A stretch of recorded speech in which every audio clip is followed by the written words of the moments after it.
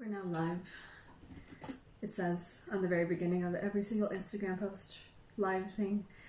Can you imagine if you were born and then there's like a big billboard that says, "You are live." You're just crying, "Oh no, I don't want to be alive." Okay, that went a little bit too so dark in the first just 30 minutes of our practice together. But welcome to today's tea practice, friends.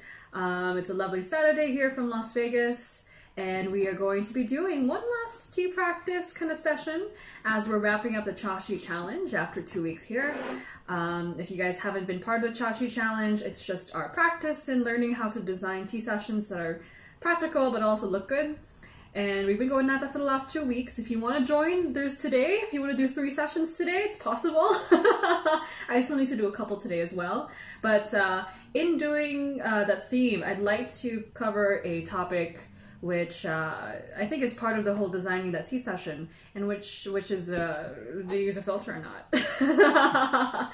I think that the filter has kind of gone on as a, slid under the radar as a not so talked about piece of the chashi, of the tea session. And I think for a lot of us, at least for me, when I was starting to do tea, the tea filter was kind of just a done and said deal. Like we just accepted it, we use a filter, it makes sense, it helps us not put labels into the pictures. But today I'd like to do a side-by-side with you guys of whether or not it does make a difference to use a filter or not. And I hope that with whatever the results are, this is to hopefully help us make more informed decisions when we're making a chashi. Do you want to use a filter or not? Whether or not you want to use one, you can decide if it looks pretty or not, if it looks good for the tea, if it helps just objectively for the taste of the tea. You'll be able to decide that by yourself instead of just, I guess we'll use a filter. Which is fine too, but we can take that approach. Welcome to the tea session today, Kung Fu Tea. Lily, it's nice to see you. Tyler, Delphine, welcome. Bonjour, bonsoir, hello, ni hao, jiao shang hao. What other things can we say? Magandang hapon, that's Tagalog, it's my native language. Yeah, all that stuff. So let me set this up. We're going to test the filters out with 4 different pictures, because we have 4 different filter options that we have. Can you guys see these from side to side? I hope you guys can. We're going to do a no filter, and then we'll do a ceramic filter. If you guys can see, there are little holes in the ceramic filter here, so no other material, just ceramic. And then we're going to go in order from a no filter to more kind of materials as time goes on. So ceramic filter, and then ceramic with silk in the center. And then we'll do metal with metal in the center. And why we're doing this is because I'm going to be using a ceramic gaiwan. And in theory, the picture with no filter at all has the least interference between what's happening between the gaiwan and what's inside the pitcher. But we're going to be pouring into ceramic cups too. Okay? So in theory, that should be the least amount of interference, the most pure, quote-unquote, pure tea flavor that we're getting from that pitcher here. We'll call this pitcher number 1. And then once we get to the second one, it's ceramic, but hopefully it's not going to be as interfering because it's ceramic. This is ceramic too, the cup's ceramic as well. So hopefully we're only dealing with ceramic and glass, right?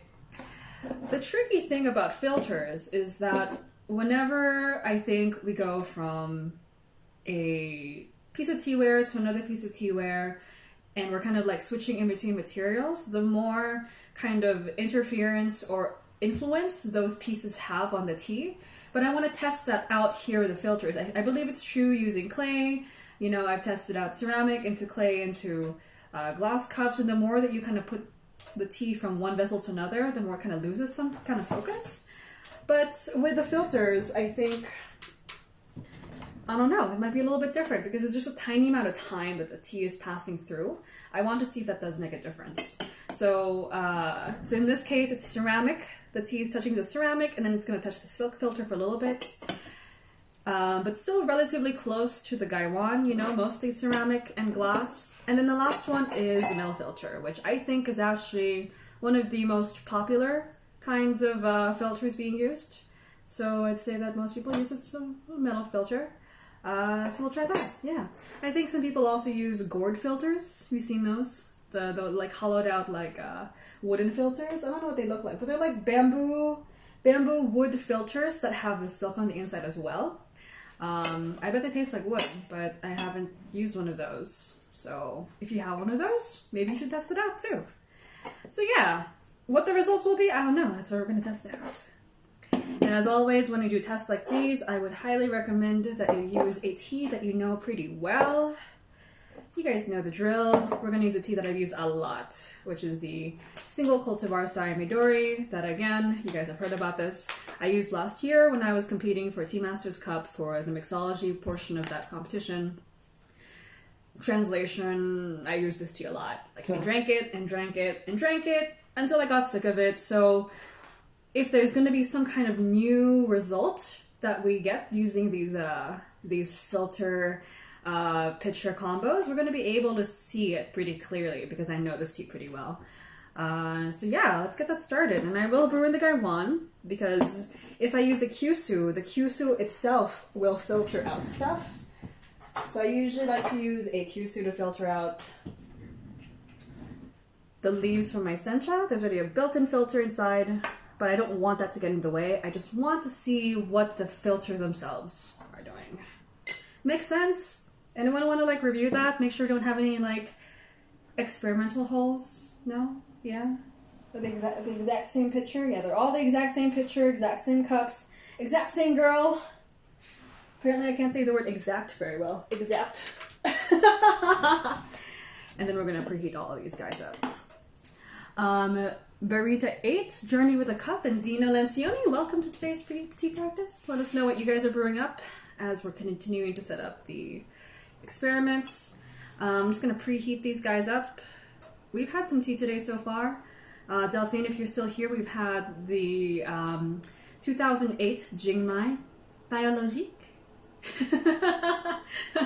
Is it how you say it? You say biologic. It's an organic Jingmai show from Camellia sinensis in Canada. It's actually quite lovely. We're still having it here. So let us know what you lovely people are having this morning. It's a very sweet tea. It's like someone put maple syrup in it. Did you put maple syrup in it, Stephen? No. Yeah. Lily, you know what? When I got the sample of the 2008 Jingmai, I'm like, is that the tea that Lily keeps posting? Because she's always drinking that tea. I got really excited because we didn't actually order that tea. But it was one of the 2 samples we received with our Camellia order, so we were really happy. And it's very, very, very good. It's very sweet. Yeah, I didn't expect it to be so sweet. And I'm a big sweet tooth. Complexity is nice, but if a tea is just sweet, I'm all for it too. Some people might call it boring, but... Another thing about the filters, by the way, is I think that there is a lesser discussed phenomenon going on with its filters, which is that whenever you pour tea through a filter, that shape, basically the holes in the filter, are causing the tea to kind of separate from itself. So I'm kind of wondering if we're trying to brew the tea really, really thick, there's almost like a sifting effect that happens with the tea. So instead of it being like full texture, if you run it through a filter, it kind of like falls apart and it might make the tea thinner. So I kind of have a hypothesis there. I feel like the filtered teas will tend to be thinner. If that's true, then this one, pitcher number 2, because it has bigger holes, will be less thin because the tea is cut up less than something with a really, really fine filter like this. Does that make sense? Just imagine what it feels like when you're sifting matcha through a filter. You're sifting the matcha to remove the clumps. I wonder if the same thing happens with tea liquor, because if you pour tea really, really carefully, you can get like a really, really thick texture. But I wonder if you lose that once you run the texture through the filter, because it just has to get pressed through, you know? I don't know. We'll see. I don't know half the time what the results will be, trust me. But that's what makes it fun, I think. Preheat this guy. Again, we'll be using the Saya Midori Sencha from Tea and Whisk here in Vegas. It's tea I know super well. Yeah. Tyler says, I actually had a vanilla latte this morning. We'll move on to the tea later this afternoon. Dude. That's, I don't think it's a bad thing. I've been wanting to get more into lattes personally. I know how to make my homemade kind of just pray and hope it works out lattes, but I've never actually learned how to make an actual tea latte myself. Tea or even coffee latte. Something you'll have to teach me. Lily's having some Soma Bai Cha. Nice. From my son, Chai. We've only had the Jing Mai show today, actually. So this will be the second tea we have this morning. Yeah, let's see if I can crowd these guys in together, because this is not Chashi. The guy one is like in front of the pictures. Yeah, we'll crowd them. Get cozy, y'all. And yeah, for those of you who've been joining the Chashi challenge with us, thank you so much for joining in. It's been really, really fun. Honestly, Stephen and I thought really, really long and hard about this challenge. It wasn't as simple as the pour challenge, not as simple as a green tea drink down where you can just, you know, get a pour and then, you know, get it done. So we were kind of worried that it might be a little bit difficult to try to kind of explain what the concepts were, but I'm like planking into everything today, goodness. But yeah, it seems like everyone has kind of at least tried to have their own take on the Chashi, and for that I congratulate you. It's not the most simple concept. It can be a little bit difficult to talk about. I find myself having a difficult time trying to type it out whenever I'm trying to express what's in my Chashi. I'm like, oh, I know exactly what to talk about, which things I highlighted, the choices that I made, and then once you're like on the keyboard, you're like, can you guys just be here in person and experience it? So it is not the easiest challenge to go through, execute, and then type up. So kudos to you, and thank you for joining us so far. It's been really fun.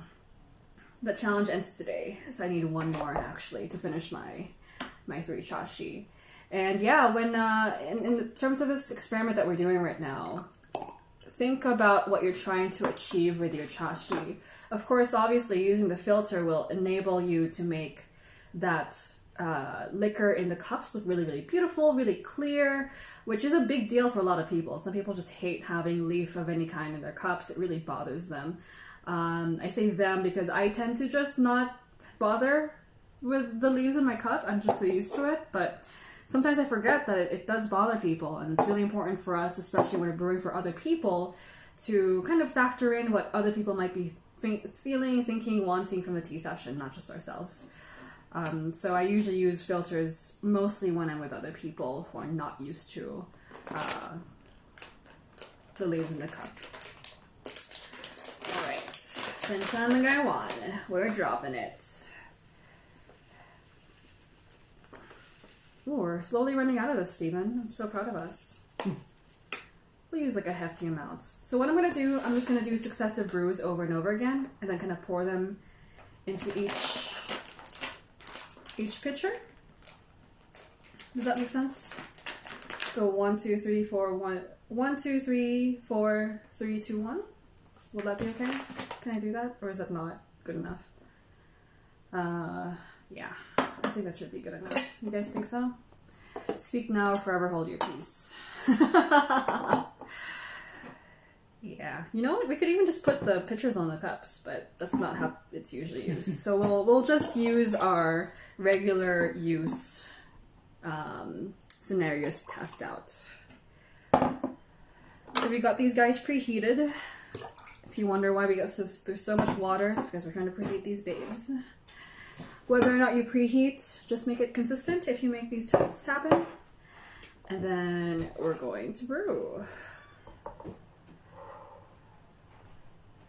And then I'm going to brew the sencha quite gently. If you notice, I'm pouring on the side of the gaiwan, so I'm not trying to agitate the leaves too much, because if I pour straight into the leaves, they're going to be rolling a lot. And I want them to not be too over-extracted. Then now as they're like nice and kind of like settled in, and this gentle kind of back and forth motion, so there's not a lot of the tea kind of just tumbling around. If you have sencha like this, try to brew it in an open bowl, or if you can look into your kyusu. If you pour your kettle too hard into the tea, it's going to start tumbling. And that's going to be mechanical over extraction because the leaves are like, oh my God, what's happening? And so they're just releasing a lot of kind of astringency, bitterness, and also the fibers. So I want us to have a relatively clear infusion. So it's not so much the cloudiness of the tea that we're testing, more so the taste, if that makes sense. All right, let's see if I can do this. We'll do a couple rounds of these so that we get a pretty nice amount of tea for each.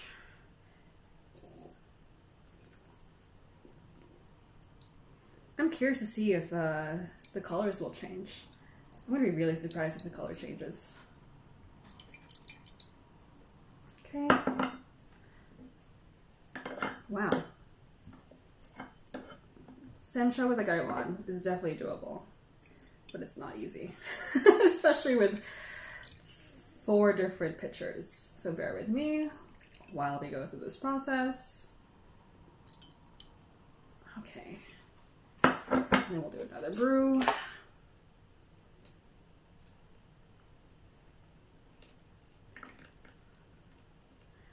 And also, while the sencha is being poured through the filters, it's also going to reduce the temperature of the tea just a little bit because it's hitting another surface. And so when water or tea will hit another surface, it's going to cool down a little bit and kind of slide down, drip down. That's going to cool the tea.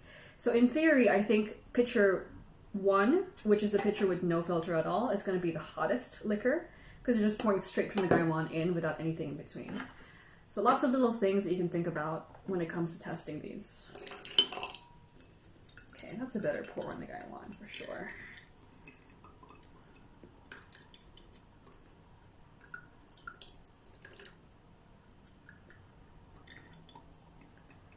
And I saw some friends join in. That's Michael. Michael, nice to see you. Let me know if you've made some decisions about your Gaiwan that you're picking up. And then Asulaiti, welcome, welcome. From your early morning over there in Qatar. You know what? It looks like they're different colors, Steven. Is it just me? Or is this one a different color? That's weird. Yeah. It is a different color. What's going on there? What? It looks like pitcher number 3 with a silk filter is more yellow than the other one. So it doesn't make any sense. It's such a tiny amount of time that's passing through. I'm gonna freak out if there's an actual result here. Michael and my friend Asulaiti, let us know what you guys are drinking while I wrangle with the sencha, try to get some results from this. We are testing the effects of 4 different filtration styles, basically 3 filters, different materials versus no filter at all. And yeah, I think I might have used just a little bit too much sencha because now it's just clogging itself up inside the Gaiwan. That's okay. For science, we will continue.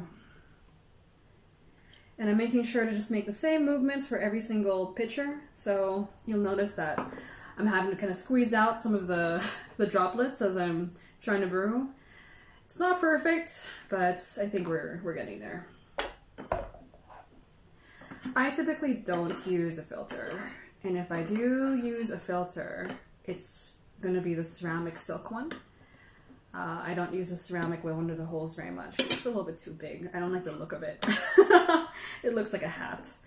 I don't like that look. So sometimes I will sacrifice a little bit of, practical use just to make things look better. I almost never use the metal filter at this point. Yeah. And yeah, sencha is really hard to brew the Gaiwan. Usually I'm able to do it, but I just use too much sencha, I think. So now it really is just clogging itself up. But that's okay. We will persevere.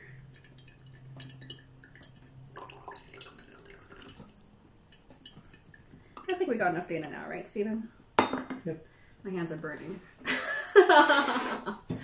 All right.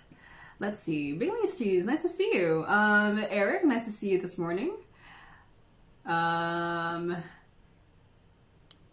Michael's having some Mount Fuji sencha. Ooh, from Single Origin Teas. It's a friend of mine too. It's James.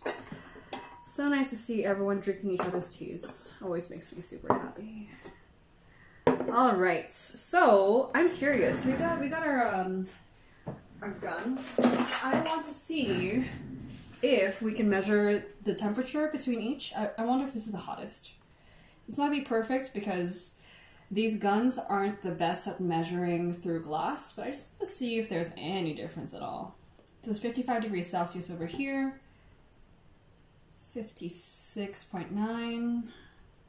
59 Celsius. That's really hot. Wow. It's crazy. And 57. Wow. So for some reason, the filter with the silk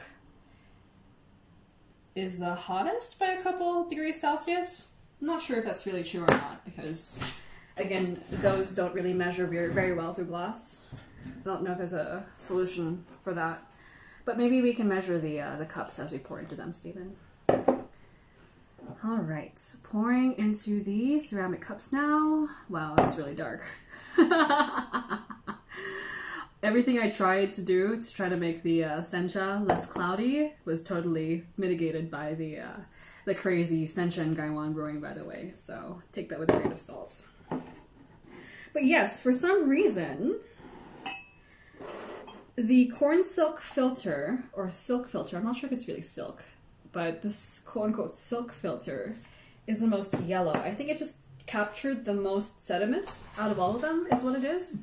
It's the only one that captured a lot of sediment, while the one with the holes let some leaves through because the holes are pretty big, and then the metal filter, I don't know, isn't as small in the hole size, I guess, as the silk.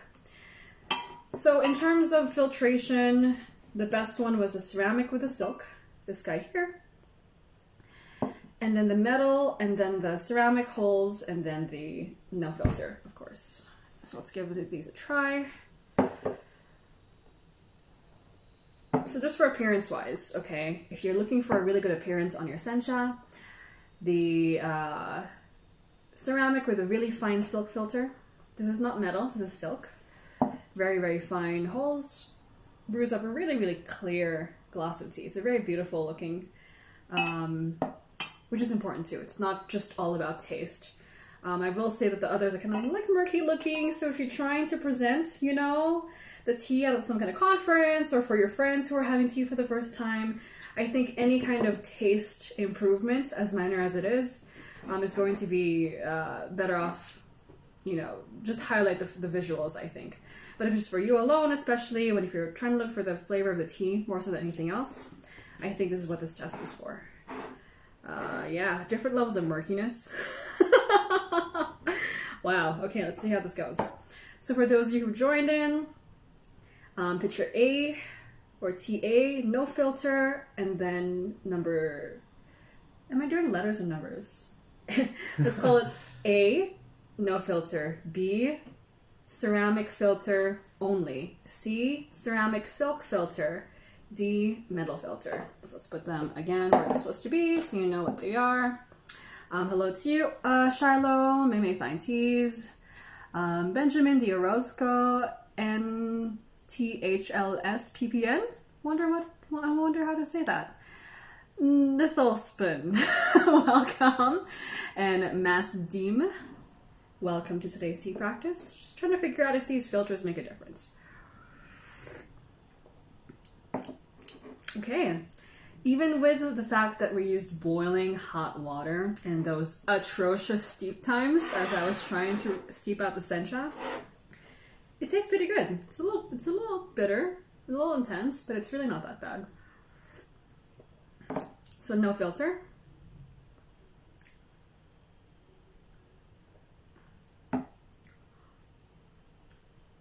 Interesting. So the no filter one is nice and full with a very clean bitterness. The second one now is sharp, a little bit drying, and more bitter than the first one. So this is more whole. It's got like a pleasant bitterness to it. The second one that we ran through the ceramic only filter has a kind of dryness to it. It's really odd. It's not what I expected. Ugh. It's like a bitter nuttiness. Strange. Yeah, that's better. What the hell? That's weird. That's surprising. Okay. Hide stock, welcome to today's tea practice. We're drinking sencha. Same sencha, 4 different filtration styles. We brewed it in a gaiwan because I'm stupid. We managed though. So no filter, ceramic silk filter, which we're going to taste next, and then a metal filter. Let's see how the ceramic silk filter went.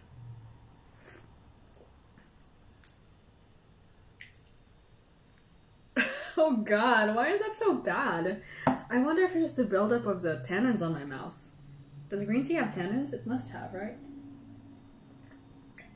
Wow, why is it getting worse? I'm surprised because this was the one with the clearest liquor. It seemed to be the most pleasant looking. But it seems like we're getting sharper as time goes on.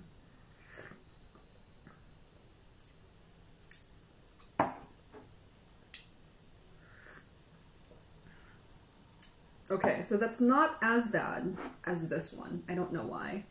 I think this is one where I need to drink in between each cup. Just to make sure it's not the buildup that's getting me.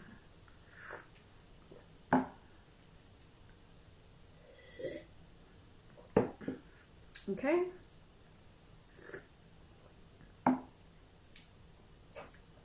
Okay. Last one, metal filter. This, I think, is going to be the worst, just from my hypothesis, which is that the more that we transfer tea from container to container of a different material, the more interference there will be. So in this last one, the metal filter will be doing gaiwan porcelain into glass pitcher with a metal filter and then a ceramic cup. So it's like 4 different interferences, 3 different materials.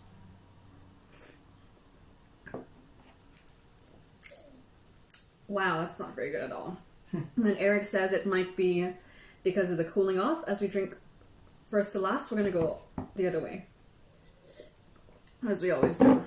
So let's go back to the no filter one. So if you're doing experiments like this, it's true, you have to remember that as the teas are cooling off, the ones that are towards the end might become more bitter, sometimes they become more sweet depending on the tea, but there's going to be a difference based on the temperature drop. Let's cycle back to the front, and then I'm going to go backwards. Yeah, I don't know. This one has a lot of bitterness to it, but it doesn't have that same, like, just dry bite. It's almost like nails on a chalkboard that I get from this one. Let's have Steven try it. Ugh. So the metal one has a pretty nice flavor. It's very similar to the first one, but there's kind of like a sharp thing going on at the tip of the tongue. It's like a V shape that's drying toward the tip of the tongue that I don't get from any other of these samples. Ugh. Ugh. Jeez.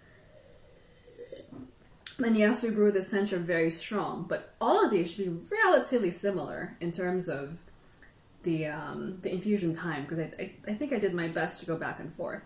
Now, another factor that could be playing into these results here is the fact that when you have a filter, the tea is going to be having to fight through whatever is already inside the filter. So especially with sencha, whatever is there, whenever you're pouring hot water over it, it's going to be reinfused.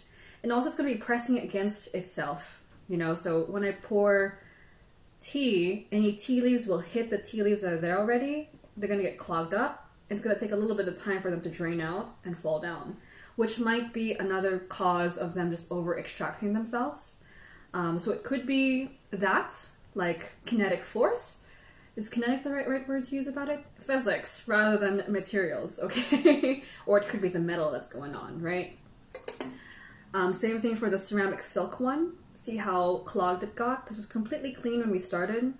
As we're pouring tea out, it's taking a while for the tea to kind of drip down. So maybe it's just reinfusing itself in the filter as we're waiting for it to kind of drop through. Let's go back to the number 3, the ceramic filter that we just talked about.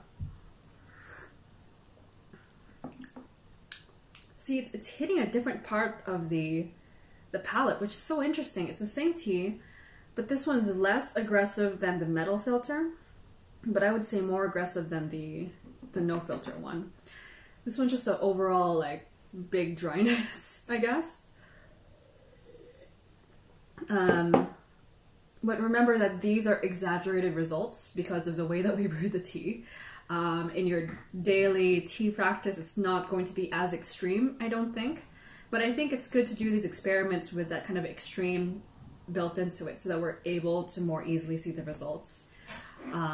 Even if it's not as obvious once we use it in practice, it's still going to make an effect, right? And so if, let's say, you happen to use a filter combination that's a little sharp, and then you happen to use a cup that makes the tea a little dry, and then you happen to forget the tea for like 5 seconds too long, and then you use water that's kind of dry that day because you forgot to change your Brita filter or whatever, right? Those 4 things that are just tiny, increases in dryness are going to build up to become a lot of dryness or a lot of bitterness. So that's why I like to do these kinds of experiments here. So that was the third one, the ceramic silk one, number 3, letter C, alpha, delta, beta, zeta, the ceramic silk filter. Let's go to the ceramic only. For those of you who just joined in, this is ceramic as well, but instead of this one having the silk, this is a silk kind of like attached to the bottom of the filter here. This one has no additional material. They just poked holes into the ceramic. So no other materials in the way, right? Just ceramic.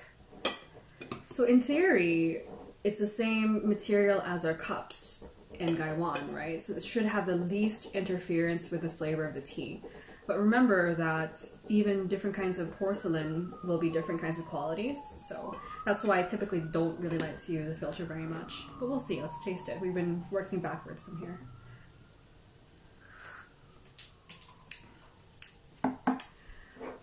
I mean, yeah, it's just a little sharp. I would say I like this better, the ceramic only versus the metal. Yeah, that's very sharp. Oh, oh. Okay, and remember, this is, yeah, I think we're not just looking at the cooling down already. We're just jumping back and forth. So it's not just a temperature that's affecting them. We're drinking them side by side now, so that's very dry. All right, and then back to the no filter at all. Now it's dry again. Now it's towards the bottom of the cup. So something that is important to consider is that when you don't use a filter, if you have a lot of sediment, it was pleasant towards the top of the cup, but as you're drinking down and the sediment is sinking down and becoming oversteeped, so this stuff here, as I'm talking, that's continuing to steep, so it's becoming more and more intense. So I actually liked this at the beginning and towards the top of the cup where there wasn't as much sediment. But as I'm drinking and all this dust, all this tea dust is what I'm starting to drink now, it's becoming more and more gritty, if that makes sense. So, yeah, I would say that in theory, it is still better to use a pitcher without the filter if you can make sure not to leave the stuff over brewing in the cup for a long time, or you can try to develop a way to pour into the cup and still exclude these dust particles. So if I just pour in, it's just going to all slosh in, right? But if you pour really, really carefully, you can do it in a way that all the dust is going to get left behind. So I'm going to really, really carefully, I'm going to show you how all that dust kind of stays behind if you pour correctly, just as an angle. And so all that dust is left behind. And then in my cup, I have a relatively clear cup. So that stuff now stops over infusing in the pitcher. And I have a clearer cup that's not going to be as bitter, I would say. Yeah, better. Because remember, when you're drinking these, it's going to be gritty. It's going to taste like something, especially when they're tiny little Sencha particles. They're going to be a little drying.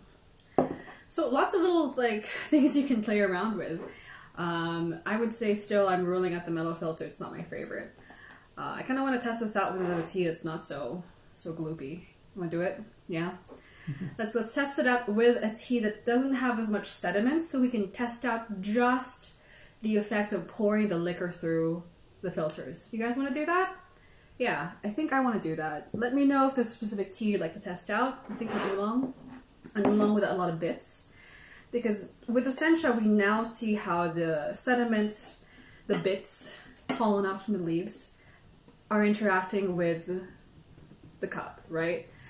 But if we rule out the tea dust, is there any difference, let's say, with an oolong that doesn't have a lot of bits that you just pour right through a filter? Because I see people use filters even with oolong when there's like a tiny amount of tea dust, right, Steven? Just out of habit. I used to do it a lot too, even if, you know, like our really beautiful balled up oolongs, like High Mountain oolongs, they have very little tea dust usually. But I used to use a filter with them anyway, just out of habit. So I wonder if we can replicate this experiment with something like that. Does High Mountain oolong sound good to you guys? Yeah, I'm just gonna clean these out so we don't have any Sencha coming to the next party. You guys can stay right here. You guys already partied. Yeah. Luke CF2, welcome to today's tea practice. Joni, nice to see you. Aloha and mahalos for joining the Chashi challenge so far. Margot, Morel, Julie, Zen Santos. Wait, really nice to see you. It's been a while. Joseph, I know that was a bit before I said hi to you, but welcome to today's tea practice. We're going to go switch off from comparing Sencha using different filters to, I'd say, oolong. Yeah, I think oolongs were the way I want to go. You want to drink these, Steven? Here. I didn't let Steven drink them. Yeah, I think the ceramic silk and the ceramic with holes, not a huge difference, I would say. Let's do that one more time before we switch out. Ceramic with silk.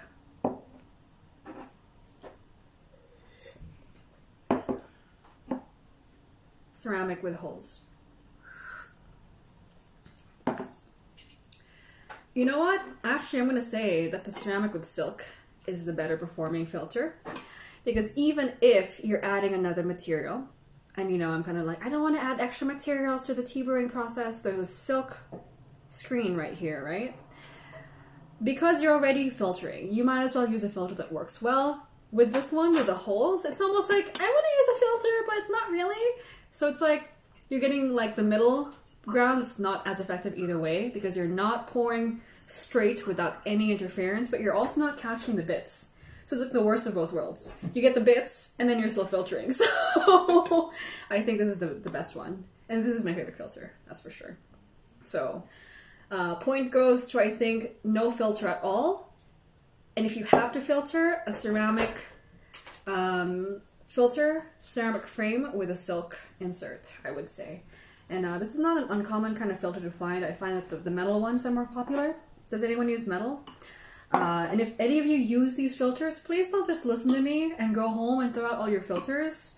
They're your friends. They've been making tea with you. Test them out to see if it makes a difference to you, if it, you know, adds or subtracts from your tea experience. Everyone's results will be different. Even just the way that I move, the way that I pour tea, the materials that I have, the kind of metal filter I have, who I bought it from, whether it's rusting or not, you know, it's going to make a difference in what turns out in this this test. So if you're watching this and you're like, God damn it, I don't want to use my filter anymore, it's metal. Go test it out first, okay? And then afterwards, if you don't want to use a filter, or if you're like, fuckery, like that no filter, it's so patch it, then just use a filter. Don't worry about it. I just want you to have some options. Whatever you choose to do, it's not important to me if you agree with me or not.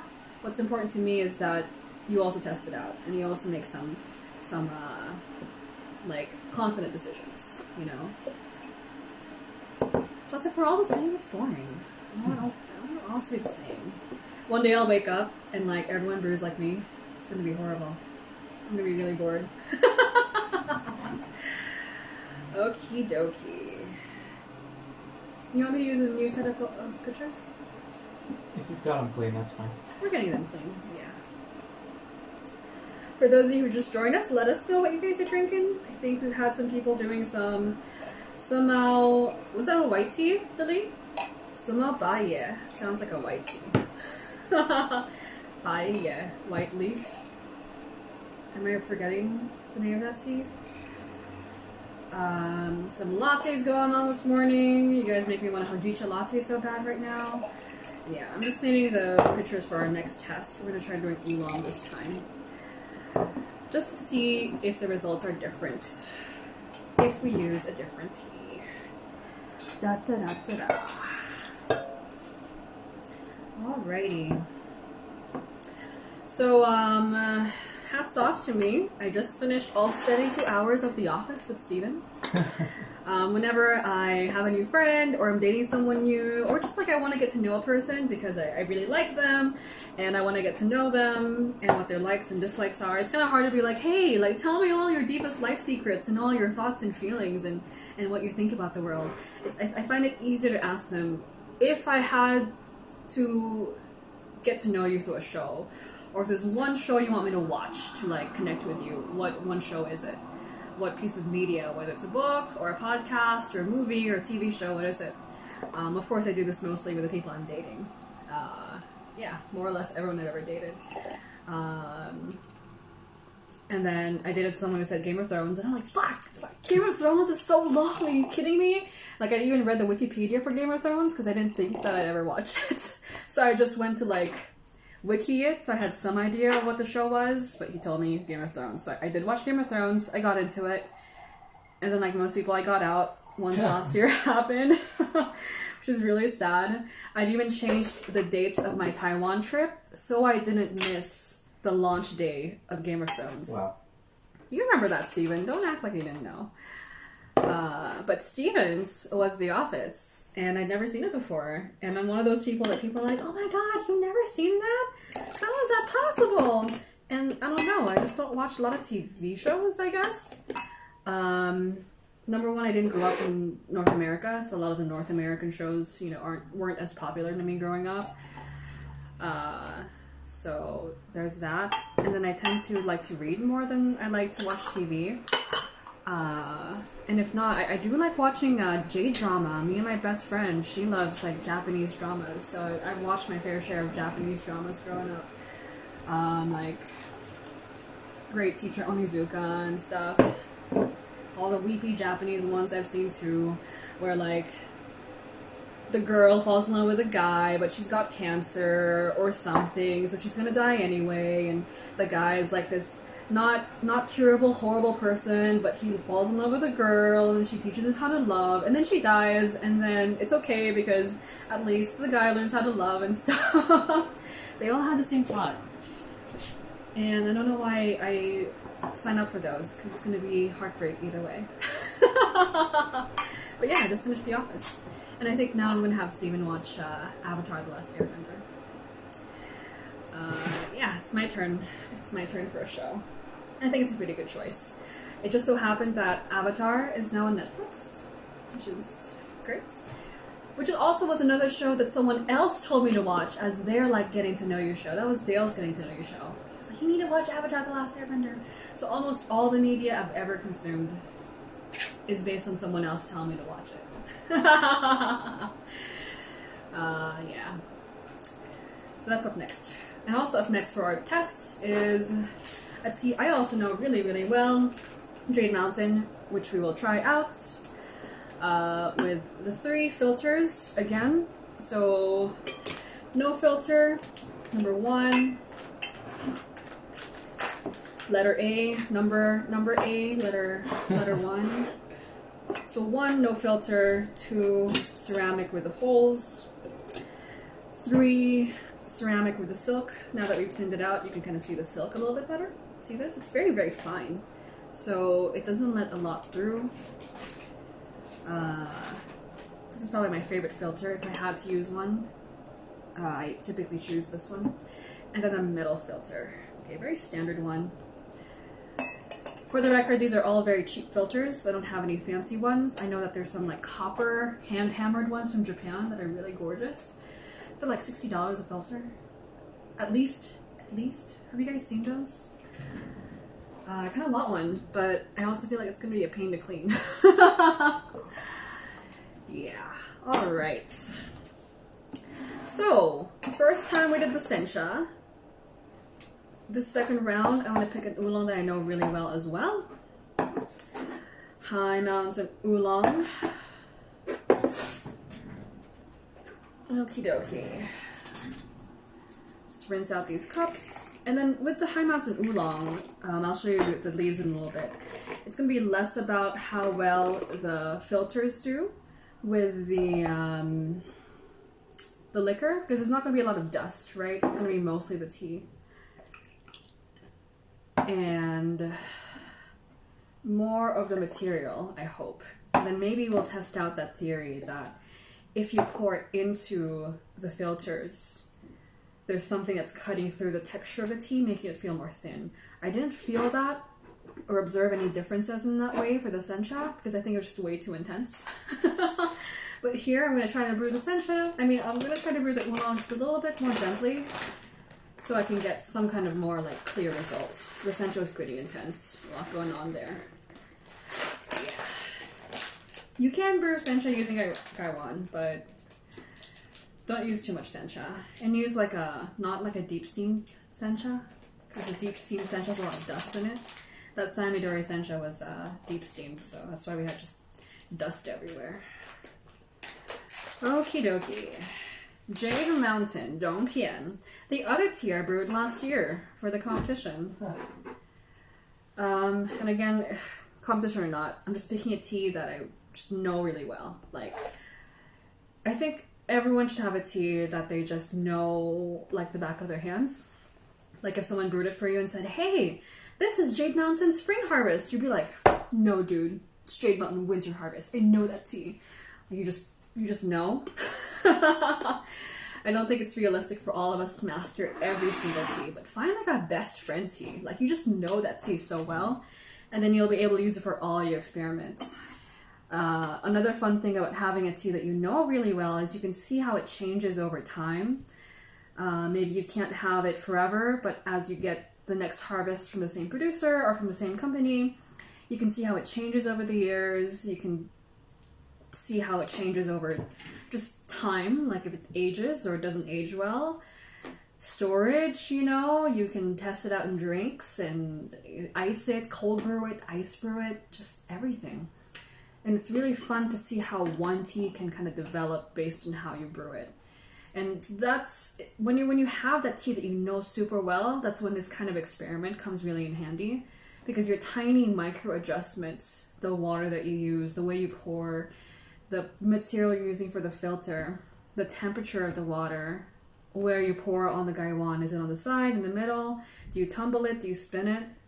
All those little adjustments really come to light, I think, when you have that kind of tea that you can observe. And then have like a best friend gaiwan or pot too. This is my best friend gaiwan right now. I have a couple different best friends over the years, but a lot of them have died one way or another. I've actually never broken any of my own gaiwans. Usually it's like, I'm babysitting someone and then they pull the cord on my laptop and then the gaiwan lid goes flying. Or another one, my friend came to hug me while I was holding my box with my gaiwan and the gaiwan box just flew. And then I stood there for a moment and stared. And then I just like left the house, screamed outside, then came back and said, it's okay. It's not a big deal. And then this one, when Ken punched me while I was holding a kettle. This is why, if you notice, this guy one has some cracks on it, but it's holding up. But yeah, this is my best friend gaiwan these days, I would say. Is this really hot? Yes, it is very, very hot, but get used to it. You get used to your best friend's ups and downs. Sometimes your best friend is not having a good day. Sometimes your best friend hurts, but it's still your best friend. Right, Steven? Steven has to deal with so much with me. I'd be like, you know what sounds good right now? Like waffles with Nutella. You know what sounds good right now? Like salmon sushi from like a specific place. Okay. Alright. We'll do one more round of these. I'm just trying to go do a couple different infusions so that I can kind of equalize. Make sure that I'm pouring pretty, you know, evenly across all three, if that makes sense. And more about this tea.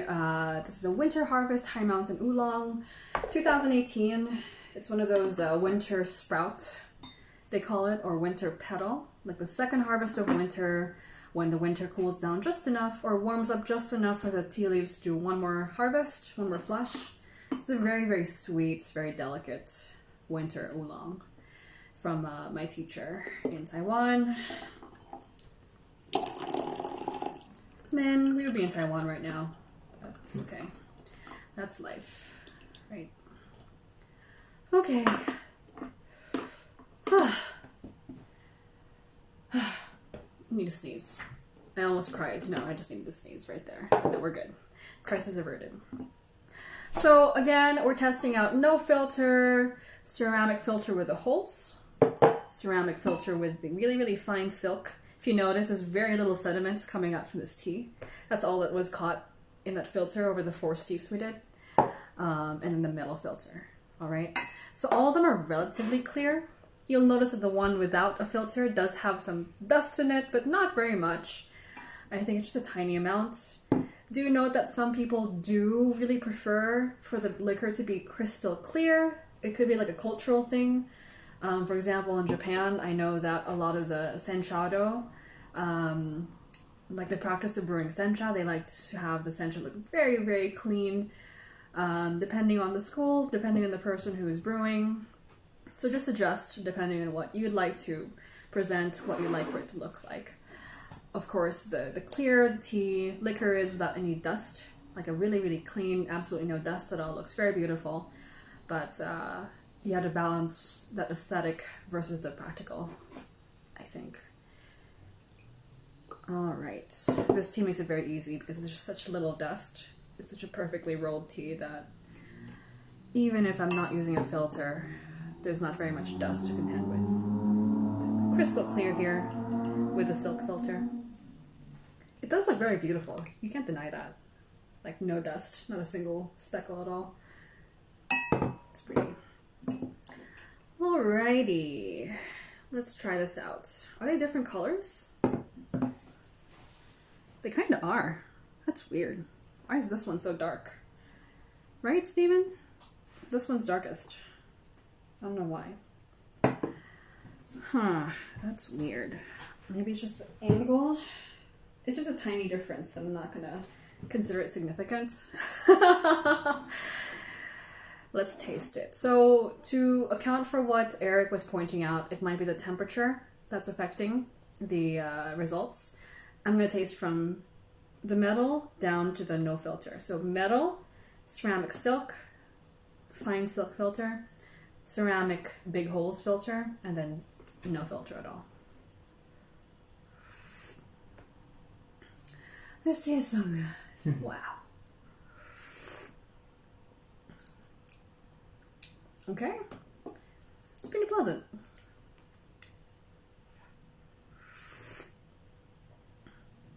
Oh, wow. Holy crap. That's a big difference. Okay, let me just go through them because that tasted good, but that's why I want you to do side-by-sides. You won't notice a difference until they're side-by-side with each other because this tasted really good. But I know that when we're doing side-by-sides, the first sip, there's no reference point, right? It's like knowing what the color blue is if there's no red, no purple. You have to compare it. That's very different. This is much better, I would say.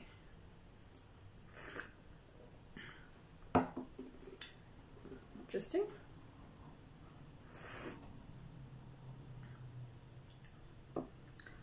Huh. Wow. All right. Steven. Some weirdness going on.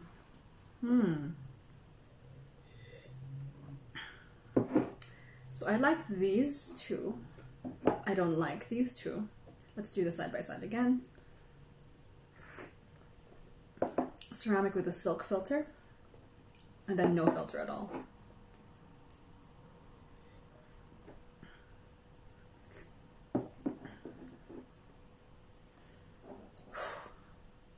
Okay.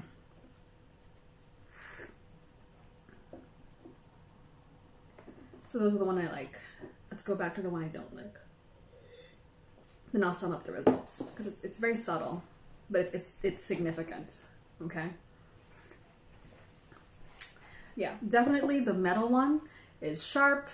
It's not ruining the tea, but it's making the tea flatter, which I don't want to happen with this tea because the High Mountain tea characteristic that I like is like cloud butter. I keep talking about. It's like, wow, it's like floating in the sky, but also butter. It's supposed to be very abundant and round, textural, and that's what I want to pull from this oolong is, you know, just that abundant fluffiness, right?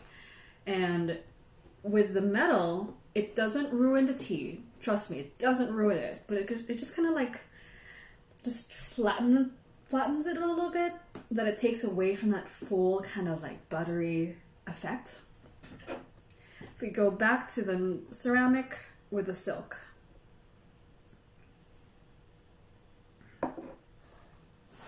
Yeah, so the metal one is like this, and the ceramic with the silk is like this, for some reason, okay? And of course, you have to be aware of what might or might not be wrong with your experiment. Maybe I poured the wrong way, maybe I distributed the tea in not a good way, but I think I did pretty well. And if that's true, then it's because this is metal, I would say, and this is ceramic. The only difference is the exposure of the tea to the ceramic part here on the way down versus this one, which is exposed to the metal part all the way down. And it's just a split second, so it might not seem like it's going to make a difference.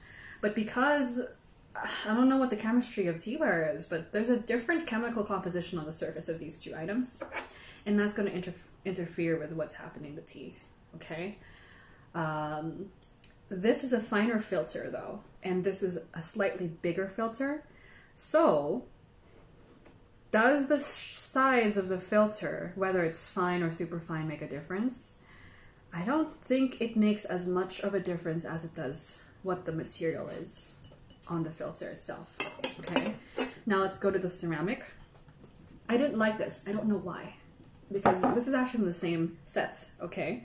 See how they have the same pattern? This one here has a big holes, though. Why is that? It's very dry. I don't know why that is. I think what's happening is that when the tea is dripping down, it's kind of like doing this uneven thing. I'll show you. Okay, so watch the way that the tea drips down. It's kind of like doing that thing. Well, here, it's like a steady stream.